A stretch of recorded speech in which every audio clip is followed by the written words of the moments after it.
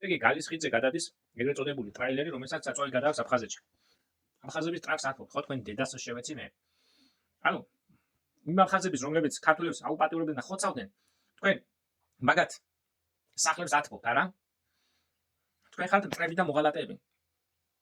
აი ამას ქვია მტრობა, კარგად დაიმახსოვრეთ. ეს არის ღალატი საკუთარი ქვეყნის. ეს თქვენ არ უნდა შეგჭირთ. დევნილებო, ყველას მოგმართავთ, ვისაც გული შეგტკივათ, თქვენს უბედურებაზე. იმაზე, რომ დევნილებად გაქციეს საკუთარ ქვეყანაში და რამდენი ტანჯვა და წვალებაც გაიარეთ, ამათ საერთოდ არ დაესიზმრებათ. და მათ შვილებს არ დაესიზმრებათ, რომლებიც ქუჩაში უნდა ამოლყვნენ ამათთან ერთად. მე მჭირდება რამოდენიმე ავტობუსი, სატვირთო ავტობუსები, რომლითაც შევძლებთ, რომ ხალხი გადავიყვანო უბრალოდ საზღვრამდე. აი იქამდე, სადაც აი ეს ტრაილერები გადადის. და კბირდებით, რომ იქიდან ვერც ერთი ტრაილერი ვერ გაიგლის. ყველას დავშლით სათითაოდ და ჯარში ჩავაბარეთ. აი ეს არის ის, რაც გადაარჩენს საქართველოს და გადაგვარჩენს ჩვენ ყველას. თუ ამას არ გავაკეთებთ დღეს და არაფერი ისა თავისუფლების მოედანზე დროშიც დგომა ვიღაცები რომ დგახართ. ყველას თქვენც მოგმართავთ, ვინც თავისუფლების მოედანზე დგახართ. ეხლა ბრძოლის წერტილი და ბრძოლის ველი გადის სწორედ იმ ხიდთან, სადაც აფხაზებს მიეწოდება, ჩვენ ტრებს მიეწოდება.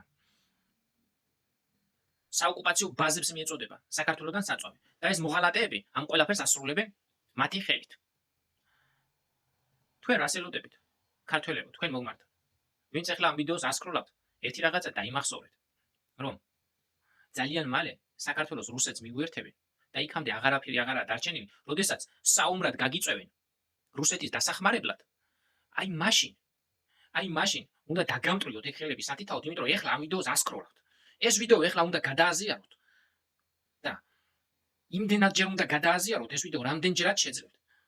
წინააღმდეგ შემთხვევაში დღეს საწვავს გაიტანენ საქართველოდან, ხوار თქვენ შვილებს წაიღებენ საქართველოდან და იმ მესამე მსოფლიო ომს თუ რაღაც უბედურებას, რომელსაც ამზადებს ის ბოროტი კაცი, იმას შესწირავენ თქვენ შვილებს. და მე თუ არ მომისმენთ, თქვენთვისვეა უარესი. ეს ყველაფერი მე რაც მოხდებოდა, აგერ შეგიძლიათ შეხედოთ ჩემს ვიდეოებზე რამოდენიმე კვირის უკან ჩავწერე ვიდეო. ვიცოდი აფხაზეთში კრიზისები დაიწყებოდა და ამას არ მოველოდი ამ ხელაღალატს, მაგრამ უკვე ყველაფერი ნათელი არის. და გეუბნებით, რაც მოხდება მომავალში.